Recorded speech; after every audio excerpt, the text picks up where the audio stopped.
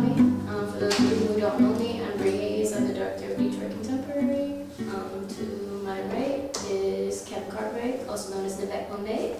And to my left is DaJaniere Rice. We're going to be doing a roundtable artist talk today, and then once we're done with all the questions, I'll open it up to you guys. And if they have any questions for each other, they're free to ask. You ready to start? Yeah. Yes? Okay. So, when did you first become aware that you had an affinity for art, and how has your art changed since then?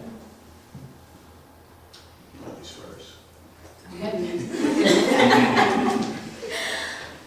Let's see. I've grown up around art forever. So I grew up seeing my grandfather make barbecue pits out of barrels and shopping carts and sell them within like 1 to 2 weeks. And my dad is also an artist, so seeing him do sculpture and drawing and all of that, and my mom baking cakes. So I feel like I was always around some form of creativity and hustle. So I think when I went off to school, that kind of just solidified that Where'd you for go? me. I went to Bowling Green State University Oh, in Ohio. And your major was? Graphic design. Okay. Yeah. So then how did you get into painting? I took painting classes. And you were like, ooh, yeah, I'm pretty good at this. Yeah, because I think before that I didn't have any formal training. I was just drawing because I was naturally talented at it. And so going to school and being trained formally about drawing from life and shading and all of that, color theory, Yeah. was super helpful. Yeah. For you, my friend? It's a tough act to follow. I would have to say my earliest grasp of my artistic love was watching my uncle draw. I think you might have met my uncle, but watching him draw and then just kind of developing and sitting with my granny. And then my mom coming home from work in tears is telling me, oh, but you love Kevin. Always. That just went inside, and it was the truth. It was, I say she cursed me because then it was, all my jobs just had to be art driven. I studied under professional artists, so that's where I kind of grasped and just kind of continued to develop my craft. Can you tell the audience what artists you studied under? I studied under Joseph Bernard that used to teach at CCS. I studied under, as of now, I study under Hubert Massey, and that's been probably for the last half my life. So, you know, I don't want to give up my age. I just have Oh, that's a good thing. I studied under Hubert to this day, so we've got projects that we're working on. It's been like what, like 20 years, right? Plus, Yeah. yeah. How'd you meet Hubert? I met Hubert in what's Blick now, it used to be called Utrecht.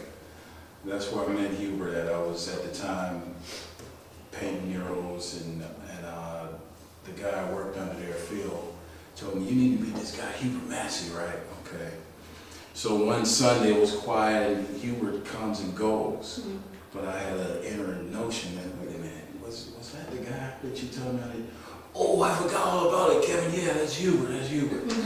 So I raced out, and that was my first meeting of Hubert Massey. And my next engagement with him was taking my kid, my little boy, who's now be 24 in September. You know, one of my greatest creations is my baby boy. That's not a baby anymore. But anyway, yeah, I had him in this baby carrier, and I went to meet Hubert in his studio, and that's just been this fond memory that we've all shared to this day. That was a heavy piece. So that kind of leads into my next question of who or what is your biggest inspiration? Okay, ladies first. If you don't gotta be like that, you gotta answer if you can't answer. So I would have to double it back to my uncle once again, Mm-hmm. and watching him draw all these comic book characters and just. And you said that he didn't like people watching him though, right? Right. Uncle Eric did not like you to be kind of hovering over his shoulder. So, you know, you get these learned habits, right? And I'm going to come back to your question, so you might have to ask the question again, but you got me going here. So, It's fine. It's your talk. so to this day, like I would do live paintings. That has broke me out of this. I don't like people to be kind of hovering over me while I'm painting, which has been a weird process because if you don't understand art and the different techniques and different ways you can do art, you know, you're just looking at somebody do something and it's just like, oh, okay, yeah, that's cool, you know, but really they like, what the hell is that? Yeah. Anyway, back to the question, Bri. So who or what is your biggest inspiration? So aside from your uncle, like maybe even content-wise, like what do you gravitate towards? Good music. Okay. Such as? Like, I like to listen to, there's an artist, Bjork, that her voice is really, it's like an instrument. We'll get some fan favorites over here. It's like an instrument. Well, of course, a voice is an added instrument, right? But hers just really resonates like something mechanical. Yeah. Let's say that. Yeah. No, I But know. it's really. Has anybody ever heard Bjork in this crowd? Am I telling a lie? No. Her voice is hardcore. How do you spell it? It's How do you spell BJ? BJORK. Yeah. Okay, this. It's like,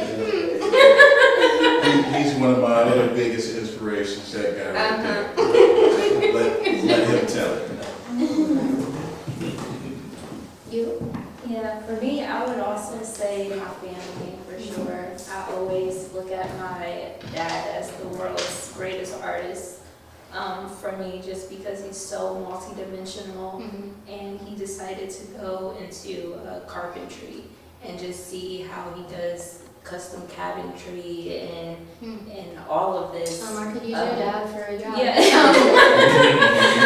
But his house has been in construction since I was small because, you know, being an artist, he doesn't know when to finish. Leave him alone.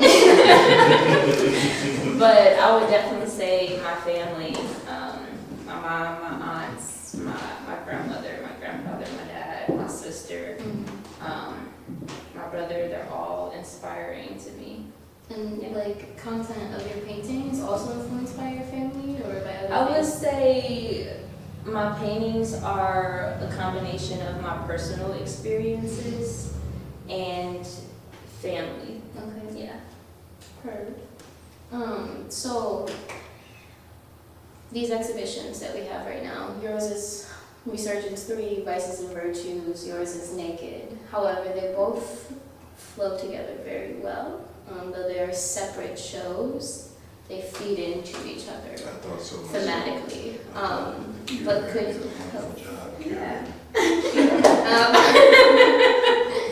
But can you speak to the theme of your exhibition? Why did you choose that? I guess where I'm at with my work right now, I don't know, I look at each body as one body. Let's start there. So that body is this constant resurgence into general population and just kind of touching down on earth and, you know, and not, I don't mean to sound like or, you know, but I gotta get away in order to create. You know, it's something to be in everybody's face all the time. I can't keep up on social media because of that piece where it's just like. Yeah, but you made a resurgence for this exhibition. So yeah, to bring it back, reel it back on in, and I'm gonna get scolded when I leave out here because I'm always told before I come in Hey. by my partner, stick to the Stick to the cards. No. Straight, sorry. So being that the resurgence is like this whole deal where I'm constantly adding new pieces to it, and not having the pressure of, when you just gotta make some art just to be making art and show some art. I like to take my time and really let the ideas kind of fester. So the art is your virtue, but what is your vice? I would say the vice would be at those times when I go into my social media addiction, and it's like those channels like YouTube, there's a Brighteon, and I start fluckering through those and looking at all the stuff that's going on in the world, and that kind of adds to the creations to them, Yeah. So it's just a crazy balance. There's the vices and virtues, just try to balance it out. It's like the one above the fireplace with all the media. Just like that, if you take that little kid's head and you put my head in his head, you will see a teardrop falling from my face from the addiction of social media and games and the radio and cell phones and selfies, and which is a theme that's kind of going through the pieces too. Can you speak to like the painting and like the artwork that's in this last room in here? I would say that room was curated quite well when you look at how you have the figure that's holding the vice open, entitled Stress Management. So he will be the virtue to the vice, which the guy has not been able to hold that vice open, and you can see it smash. So that's the more rebellious, I would say, setting of work in there. From the middle finger piece, that piece actually was developed from a piece I got with when I went to the Ahlteen with my dad. It was the last show I had experienced with my dad right before COVID, and then he caught COVID, and I never saw my dad again. So probably the Autorama was my last experience with my dad. So that's why that piece is entitled RC Says FC19. But my dad was he was in the bones, and he was a Scorpio too, so and everything he had was all, I get that kind of No, we need authentic answers. everything he had was all bones, skulls, and if he'd have saw that piece, he'd have wanted that piece. So That's beautiful.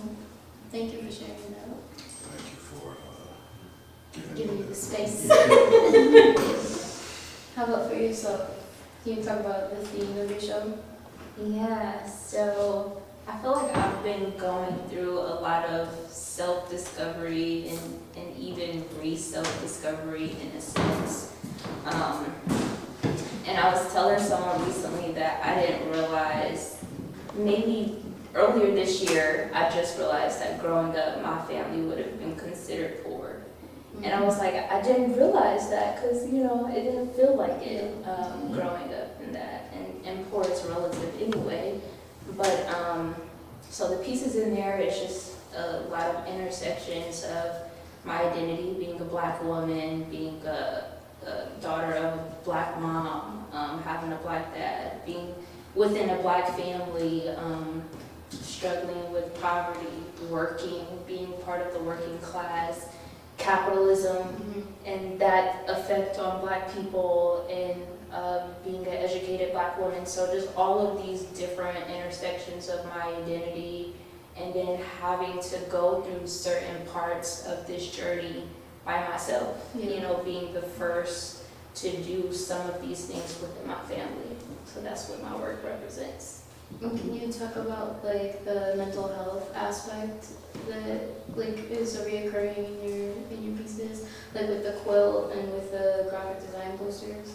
Yeah, so I feel like therapy is super important, and therapy doesn't necessarily have to look like me talking to someone. It could be just creating space for yourself to be open and reflect on different experiences, and also being open to growth and looking at those experiences and allowing them to give you more wisdom and be able to act on certain things moving forward in your life.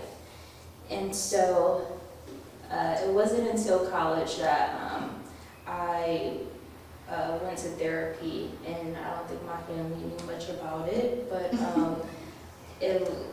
I struggled with it a lot, and I didn't realize that until I was isolated at school, and I was like, if I don't do something about this, then it's gonna get out of control for me. So therapy and being open to just being softer with myself and patient. Yeah, and even being vulnerable. Being vulnerable and showing it in my art is probably the most healing of the experience, for sure. The vulnerability in your work speaks volumes. Like, from you painting the picture of you yelling to the one of, like, the large version of you actually yelling. Like, it literally tells the entire story of the process. It's like, you're fed up, and then it goes, it's like, okay, I've moved through these feelings, now I can actually paint them. Exactly. You know? And it's no longer that anger. Exactly. It may still exist, but you're growing with it. Exactly. Yeah. Instead of, like, letting it control you. Which props to you. Yeah, thank you. Proud of you. For you guys, what would be the most rewarding and most challenging aspect of the artistic experience? The most rewarding, I would say, is I don't know, to experience people with the work. You know, because I don't do what I do for me, per se. This stuff don't even fit in my house. So, you know, to see people experience my art and to see people with my art, I like to get pictures when I'm really taking that slow down. Yeah. And you envision people with the art. Yeah. Because these are larger than life, so to have these figures literally looming over you, but not in a menacing way, is pretty beautiful. Thank you. You're welcome. Man, a few words, so. Most challenging aspect? Talking about it? Probably so. No, the most challenging really is creating this stuff in such a small space. That gets to be really challenging. It's like doing acrobats while painting. You know, really for the painting portion. The metal, I can do that in my yard or in my classroom, but the painting is done in a house with a regular size house. You know, a regular size ceiling. So when it came to showing, I was like, man, I didn't even ask Bri how tall the ceilings were in there. They fit just right. So probably the point of putting this stuff together, and then sometimes it's time sensitive with some of the creations, because when I paint, I don't like to take time in between the paintings. Like you're painting and you come back to it weeks later. I believe in putting all the energy in the painting over the course of however many days straight it takes, but just when you put that energy in a piece like that, it's all the same energy, you know? It's not a mixed up energy, because that's for the viewer too. You know, when the viewer is looking at the piece, they're pulling in a like energy, the same energy basically, not just everywhere. It's everywhere. Like, what are you seeing? I'm seeing all kind of crazy shit. You know? Yeah. It's a little more controlled, and Yeah, absolutely. that's just how I paint. It's gotta. It's good to have that kind of control. Like it's not a bad thing. I feel like I would like to take more time at my paintings, which the oil paintings allow that. But I tell you, with acrylic, you just gotta hit it just because it's so dry anyway. But you do frescoes. You're used to things drying. Well, with Hubert, I'm working on the art of fresco, and that is a tedious process in itself. I mean, if you don't know what it is, you probably don't want to know what it is. It's very tedious. It's many layers and just a lot of time and energy goes into That's like- frescoes. Like the plaster's drying as Oh, you're man. trying to While paint you're on painting. it. Like But it's, the sweet thing about that is once you get to work, you basically keep the plaster kind of open for you and Mhm. receptive to the process. Mhm. Yeah, I learned that in my fresco studies. understood. So are you like the art attack in that moment? No, No, you're not? no. You're not striking back at it? No, I'll tell you this, whenever I work with Hubert, I am working for Hubert. You're mellow. Okay. Okay. Yeah, I am not Nivek, I am definitely Kevin working with Hubert. Okay. Hubert will let you know that you are who you are when you're working with Hubert too, okay? I don't, yeah. Yeah. Cool guy, really cool guy. Yeah, This is my no, guy. but he's a legend. There's Yep, no and ifs, when ands, or you're with buts him, about that. that's what it is. Only commissioned African American fresco artists in the He was United here, I States. could You do get what you get. You are in That's my guy. that realm. That's like my big brother. You mentioned that you were Kevin and you were not Nivek. For those that may not know, can you tell them why you go by Nivek? Okay, this takes me back a little bit to drawing with Granny. And Granny, she showed me this cool trick with the name Joe. All right, if you write Joe, like really whimsical, and flip it to the side, Joe will be a guy with a baseball cap. His cap is the J. You have to try that when you get on young. But anyway, Granny You're just told gonna me. start passing out pieces Yeah. of paper to be hard to talk. She told me that she wrote my name backwards. So Monet is my middle name. My name's Kevin Monet Cartwright. She took my first name, spelled it backwards, and used Monet as the last name. And she tells me, yeah, Kev, when you this is how you sign your artwork. You know, it's in one ear and out the other. You're 6, 7 years old. It's like, okay. When I was 21 and I really started getting into my art, because I said that this is what I'm doing. I'm not working no jobs for nobody. I'm going to be an artist because my mama told me to. Right? But when I got into that point where it came time to sign the artwork, I got that God epiphany. You did that exact motion at that time? Yeah. Probably. So it was Nivek Monet for the artwork, and then it was really strange when you go out in public and you're talking to people, and you got this persona that you're building. You don't want to get the lines crossed, so you're like, oh, just introduce everybody as Nivek, and that's just it, because that's the artist's name. When they see the signature, they'll know it's you, and you know the whole thing, right? Because all that Kevin and Nivek, it gets kind of confusing, right? What? Is that Kevin? No, that was Nivek. Yeah. No, it was Kevin. I've had people ask me, they'll be like, who's Nivek? I'll be like, Kevin Cartwright. I'll be like, Right. oh. Or like opposite way around. I'm like, okay, like, you're dumb, either way. That's what matters. My middle name is also Monet. Is it really? Yes. Wow. Ah, I It's love just, that. I don't spell it E-T, it's M-O-N-A-Y. Yeah. That's interesting. Yeah, look at you. There's so much in common in this show. I love that. I I didn't know thought that. It was a good hang too. I thought the works coincided one another as well. Thank you. How much time did you have to figure out what artist you were going to show together? Oh, I did this last year. She was one of our winners from the spring salon that we did last year. Was that 2022? 2021, something like that. I don't know. Thank you. And then you spoke with Erin during Sabrina's exhibition, which was right before the spring salon, and so those just two kind of worked together really well. And I was like, I thought that it would make for an interesting show, and I think that kind of followed suit. Came I'm full glad that circle. Aaron made this happen, because for those that don't know, my birthday is June 23rd, which was Friday, right?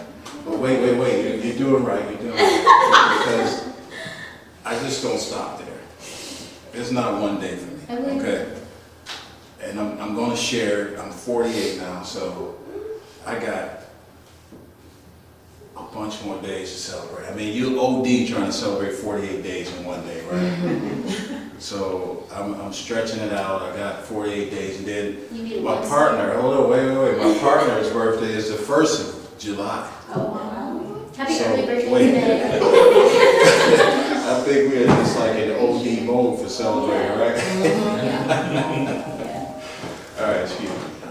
You are It was either that or me taking over the questionnaire and starting to answer questions. Not yet. We're almost done with my questions. She still needs to answer this one. So what do you feel is the most rewarding and most challenging aspect of the artistic experience? I think I'm still figuring that out. I consider myself a full-time artist. My 9 to 5 is graphic design. And so one of the challenging parts would be figuring out the balance, learning the balance between working for someone else and then making time for myself after work, but also leaving space to connect with friends and family and figuring out how to balance all of that. I know. I don't think it's ever going to be quite a delicate balance, but I just told you I was 48. How old are you? Okay, I'm 28. Okay, yeah, well, I've been figuring out 20 more years longer than you, trying to figure it out. Okay. If you get there first, though, because women are smart, We are. let me know. Okay. At least you have the courage to admit it. Hey, it's the truth. Another challenge I would say, like Nivek was mentioning earlier with the social media, is because everything seems so fast on social media, and just information in general, I can go into consumption overload and have the shiny object effect where it's just like, ooh, Yeah. but wait, I still need to finish this, and and comparing even sometimes, and so having to remind myself and practice just the mindset of like, this is my journey, it's okay if it feels slower, it's okay if it is slower, but I don't feel like I'm doing it for anyone, Yeah. right? And so I feel like it's something that genuinely brings me joy, and I'm grateful to be able to be recognized in this kind of space through doing that for myself. Yeah. You deserve it. Thank Your you. work is good. You're welcome. So my last question for you is, what advice do you have for future creatives? Keep on doing what you're doing, okay? Are you doing what you're doing still at a high level? Turn up the volume on it. Because I will say that we are our biggest fans and supporters and all of that stuff that you may be looking for somebody else to give you or bestow upon you at any given moment, but it's what's inside of you that'll keep you driving and moving out, And I guess the social media piece, I know that if I got in there and did all those things, that stuff would just probably explode, but it's not genuine with that for me. I just can't stay in there like that. You teach high schoolers too, so like, teach what high would school. what would you say to them to keep them motivated? Or to ignite a spark? I mean, it's number one, be true to yourself, You gotta do what you feel inside of you to do positively. I always have to say that because, these days, some negative stuff brewing up inside people too, and you're giving the wrong advice. Yeah. But definitely, just be true to you, and you gotta stay firm with what it is you're doing so that you can develop at a high enough level to even be out here in the pond with the people swimming. And keep your face. Whomever you may study under or whatever you may be enticed by, take it and make it still yours. Make it yours. Make it look like you when you do what you do. And don't worry about what nobody else has to say about what you're doing, because everybody gonna have something to say about something. You know, you guys, people like your stuff, people don't like your stuff. People in between with your stuff, it just is what it is. It's like Toyotas, GMCs. You know, give me a GMC all day, but a Toyota it runs well too. So I could go on and on with different aspirations, and maybe I can, because I'm a man with less words than many. But you have a heart. I've got a heart of an army of plenty. Did you get all right? Did you get it right? Not until you pointed it out. You're like, actually, I was not paying attention. It's my turn now. Your advice. I would say something along the lines of what Kevin said, of just do you. And I'm learning that more and more, like what you feel inside is right for you. Just do that, and that will lead you in the direction that you're supposed to go. Anything else that you guys would like to add, or that you would like to ask of each other? Well, I would like to add, put God first, excuse me. God first, and everything follows. You know, I get jumbled up on my words, especially when my wife is not sitting in front of me. That look like stay on the card, you know? And I want to do a little bit, so. Tonight? It's not that bad, but it can be. But definitely put God first, and because without God, none of this. God first, Tanae second, because she's going to heaven. So. Amen. There it is. Thank you. It's those awkward silences, it just kind of. I like them. I know. You're good for them.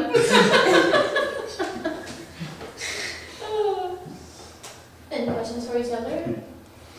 I gave him a whole interview before we She even started. did. I thought that she Dang, looked Sue, at you it. made me nervous. I'm like, no, I didn't want y'all to look at them because I wanted fresh answers off the dome. You know. Well, you notice if you let me read first, I'll give you a better fresh answer. Well, you know what? I'll keep that in mind for next time. Okay. Do you guys have any questions in the audience? Sure. Yeah. Yeah. Josie? For both of you guys, like this experience, has it sparked any motivation for like new concepts or like, I don't know, just being with the work for this amount of time? Are you seeing different things in it that you hadn't noticed? Good question. Very good question. Can you repeat the question? I didn't hear it. Okay, sorry. I was just asking like, if they had noticed anything in the work that they hadn't noticed before while they were making it, now that it's in this space, or if like being in this space with the work has inspired them to continue on with like a new series or continue developing something similar out of the work. Thank you. Yeah, I would say for me, this whole experience have really just showed me that I want to go deeper with my work. I think I really started to do it with Exhale in there, which is the painting of me, Walley. And I think I want to go down that path of just really exploring that. For me, it is ongoing still. In fact, I had to actually, I don't know if you've all seen the piece in here. It's a piece with a mouth that's got a person in the bottom of it. That person in the bottom of it was actually a person for another sculpture. That at the last moment I said, hey, wait a minute. You know what? And he fit just perfect down in there too. So it was like the perfect thing for that piece to finish the statement. So it's already going. I got pieces already brewing up for Resurgence 4. So stay tuned. This is probably the longest running art series, at least being numbered. Yeah. Numbered. Mhm. All right, we'll keep numbering them then. I like that. Definitely showing with my co-partner here, showed me how things can mesh and you can have a bigger show when you mesh ideas too. You know, so I would like to do a collab where we actually do collaborate on work. Love to see you guys make a collab. Yeah, for sure. I thought the fabrics kind of leaned off each other without even knowing, and I thought it was a good pair up. I didn't even think about the fabrics. That is a nice touch, yeah. I'm sorry. Uh-oh. I think you got me on one thing that I didn't catch. Oh, no. It was one more thing that I like to see. What inspires me too is when people look at my work, some things that I might not have seen myself putting in the work, somebody will pull it out, and then you see it so clear when you talk to people about the work. I think that's really helpful too, because the work is a therapeutic piece for the artist. And you might not know what you're saying to yourself. Yeah. And to add on to that, I feel like sometimes you can subconsciously do things and you don't really know why you're doing it at the moment. And then when you do get those perspectives from others, it's like, oh dang, like, that's real, thank you. You just created my whole art statement for me. I'm proud of that. Yeah, the viewers can definitely develop what that statement is saying. What you said it said this. Then the viewer sees and you're like, whoa, that is so much more intense. Adding on to this, you add this to it, and now you got a whole round statement that you made. That was like my student David, who's 10, and like was talking about this one. This was like his favorite one. But it's like there's so many things going on. Like you have, like you were talking about, like the drips is grounding, and the earth and the planet is like got like the hard wiring, like the honeycombs and stuff. It's just a mixture of like life and resurgence. Exactly. Exactly that. And it's a mutation. Hidden words. Hidden words. Find the word. Any other questions? Yes. Yes, and I apologize if you already went over this. This painting here, Black Women Rock, you know, that's this LP.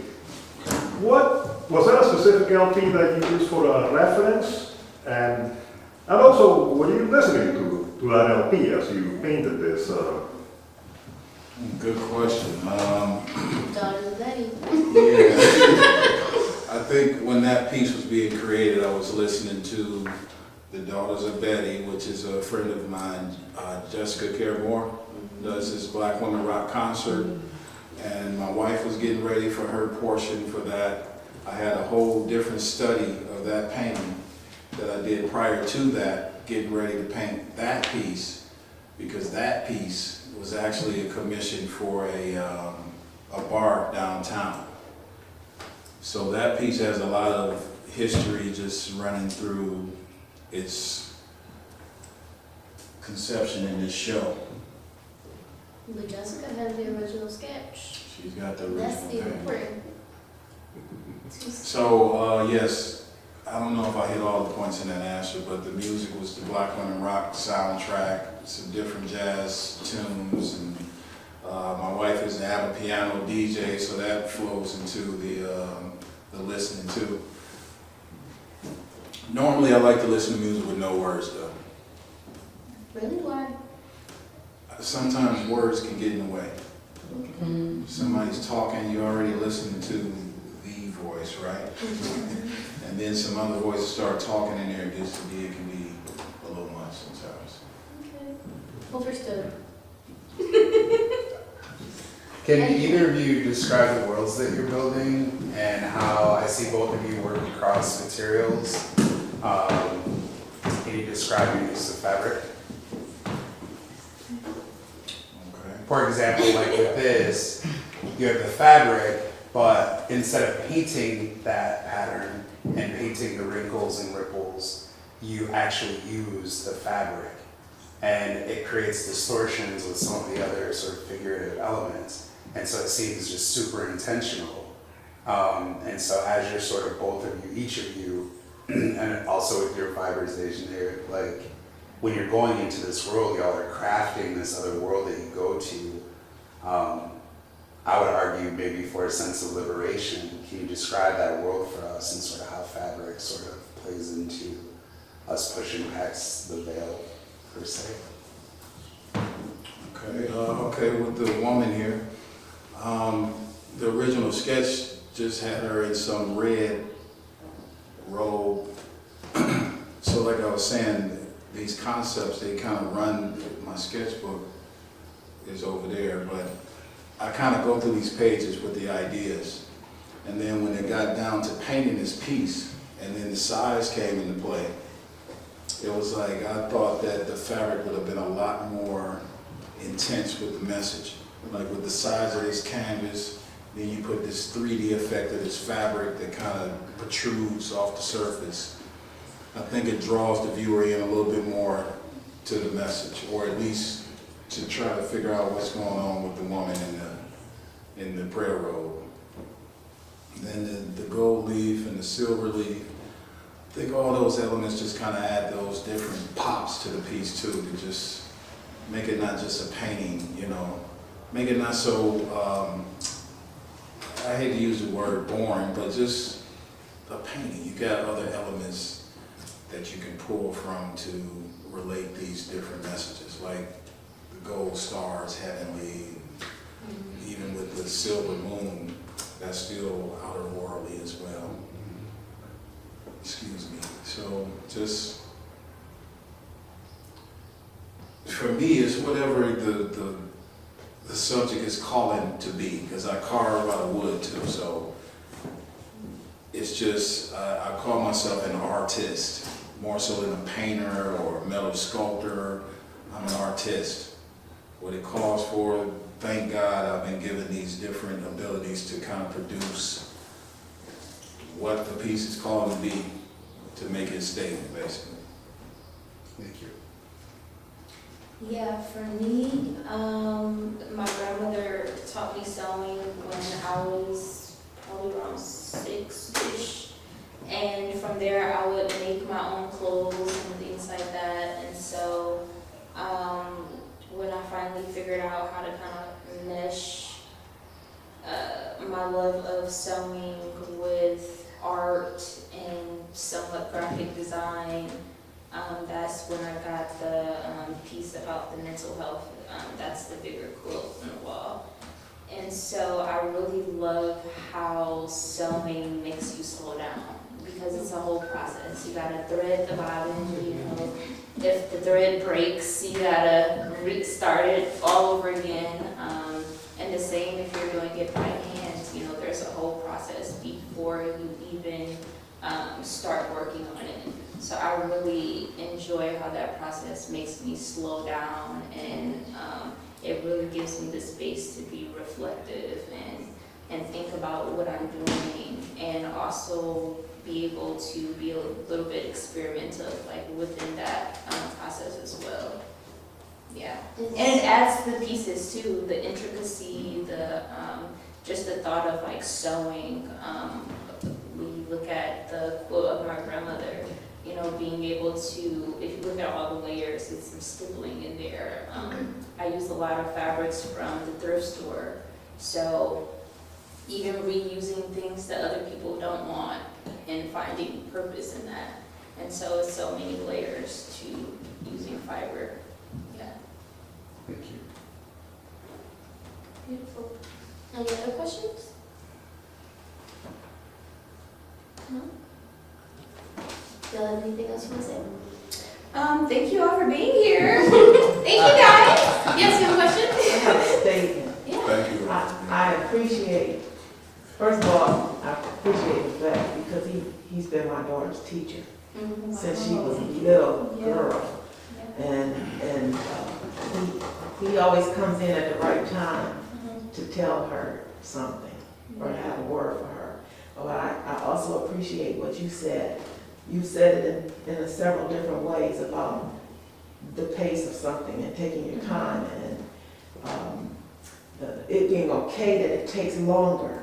Because I think you were talking to my daughter because she's had a lot of challenges, medical challenges that stop her from being in school. She wants to be a graphic artist also.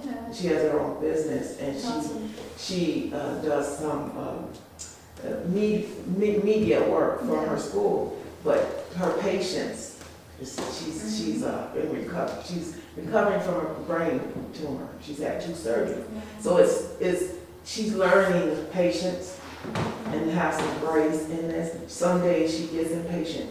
But the things that you were saying about some things take longer.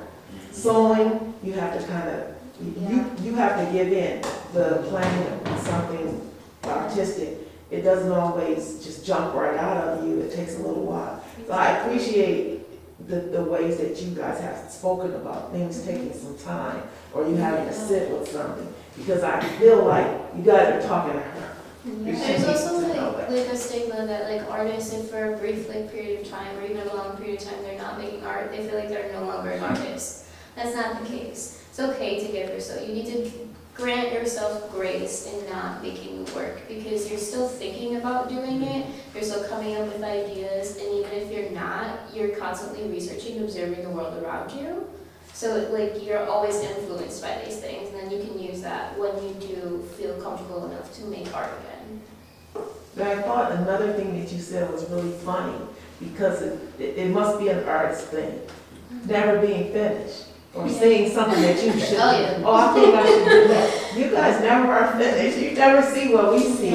We see fabulous. We see, oh my gosh, how did they do that? And but you guys see, oh, I need to do this. I need to do that. That's the funny thing. I didn't know everybody felt like that because I would tell her, it's okay. It's great. No. With you artists, that you're always thinking those thoughts come into you guys' heads.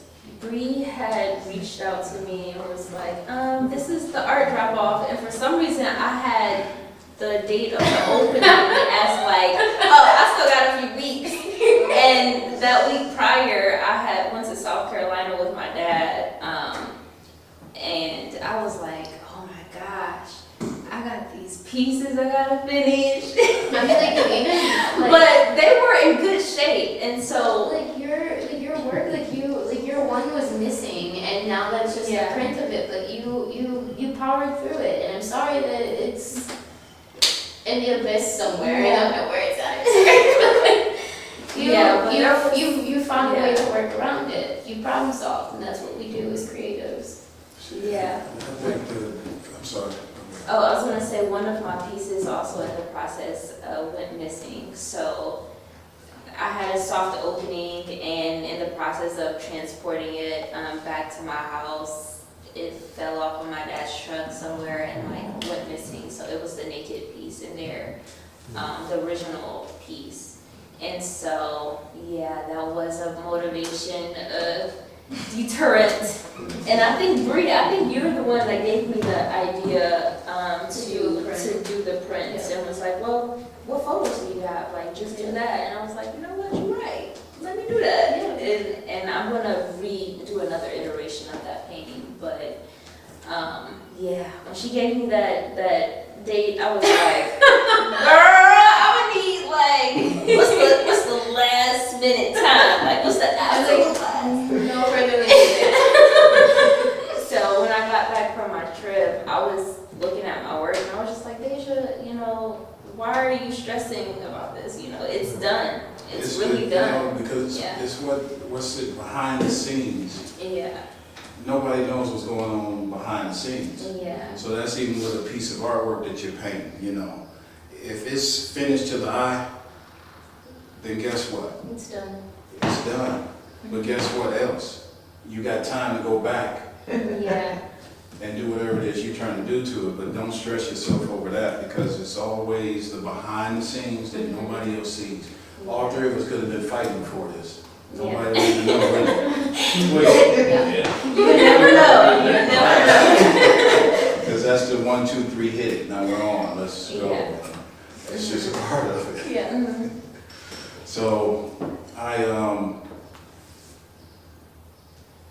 think that's a big part of the process, the art of improvisation, basically. Yeah. I think is the greatest art form that any one of us can master. Because once you master that, at the drop of a dime, you can be out of your stress mode. Because you know you gotta do something different right now. Yeah. So that's what I would like to give to the crowd too. Master the art of improvisation. You'll go far. And it's all practice, you know, we, just like we practice doing something better, you know, we have to practice healthier mindsets as well. And so, like Kevin was saying, working on like one painting, that's discipline, because I'm like, all right, let me do this for a week, let me do this. Right, you know, and so it takes discipline really to be able to just focus on one thing at a time, especially when you're used to being all over all the time. And so patience is practice, you know, you gotta find ways to washing the dishes, you know, taking your time with that. When you're driving, doing the speed limit. You know, so small things like that add up to bigger things that make And it. watching them fools. Like as an educator, I always like tell my students, like, you know, like when you like talking to kids, you go practice make what, and they're like, perfect, right? And be like, thanks for trying, but no. Like practice does not make perfection. Perfection is not real. Like practice makes mastery, and even a master can make mistakes, but mistakes are how you learn. Yeah. And it's amazing, like, when you start with, like, practice makes perfect at the beginning of the year, and at the end of the school year, like, it can be like, practice makes mastery, and I'm good at making mistakes, and I can learn from that, or I can turn it into something new. So it's like, and that can be applied to literally anything in life. Exactly. Like, we don't know everything, and we never will.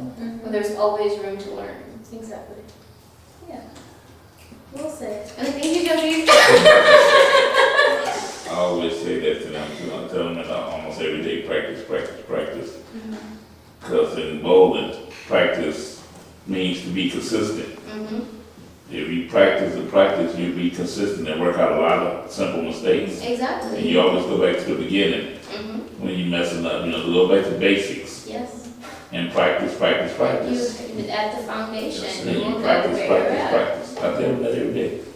They just laugh at me. Maybe leaving the artist talk today, we'll do something different. So I'm confident that your naked piece is gonna end up in like Antique Roadshow 2300. Oh my Okay. God. Something crazy, But like- or watch it like end up at Duke Shells, and somebody's gonna be like $10,000, and you're like, whoa. But I'm wondering, seeing Monet for the first time is what made me want to grow up and be an artist. And I think part of the special part of Monet is that he was becoming more and more blind as he's producing his work. And in art history, I love that people are challenged physically, spiritually, emotionally, and pushing through that or not pushing through that, or how they tried to push through that becomes sort of a defining characteristic. Like Van Gogh killing himself because he couldn't sell work, or the Viking hair is connected to that. So I'm wondering, like, one of my favorite artists is Chuck Close. So arguably that's where we get certain printing techniques from, and he is confined to a wheelchair, and he invented a whole system that allows him to paint. I'm wondering if you can speak to, well, I also have to say, mastery, I think, is something that is important, but I also don't quite believe in it, because sometimes the most beautiful outcomes are the mistakes themselves. And so I learned through doing that if I go into a thing with a plan, I'm going to probably mess it up. I'm wondering if you can speak to challenges that y'all have that have forced you to think differently about your use of materials or scale or content, and sort of like how you might have not expected the challenge, and the challenge might have felt disastrous, but how you sort of push through it and how we can see it in your work. Okay, I can start with this piece over my shoulder, because this was another one of those pieces where you kind of diverted from the original idea. And I'll share what the original idea. I was going to have a man and a woman climbing up the DNA ladder. Part of that vision was the woman was going to be handing the man up the next ladder rung to put into place. Now, you all are envisioning what I'm saying, right? The woman was handing it up to him. So he's there to receive. Okay. Now, that kind of disempowers the woman because she's giving him the goods and he's going to put it in place and she's just left, right? So then I thought, okay, maybe the man will grab the woman's arm and, you know, she's handing him up the rung. And there was just a lot going on. I just say, you know what? Simplicity is complexity. Let's just take them out. Let's not even add them in there, right? It's the KISS principle. Keep it simple, stupid. That's it. So instead of putting all that literal information in there, I just let it go. There was too much going on for me there with that process and trying to make it make sense, and you gotta look at it through other people's eyes. And, hold up, just take it out. If they don't see it, they don't know it. And I just told them. Thank you. Did that work though? Yeah. Did it work is such a Would it work subjective without question.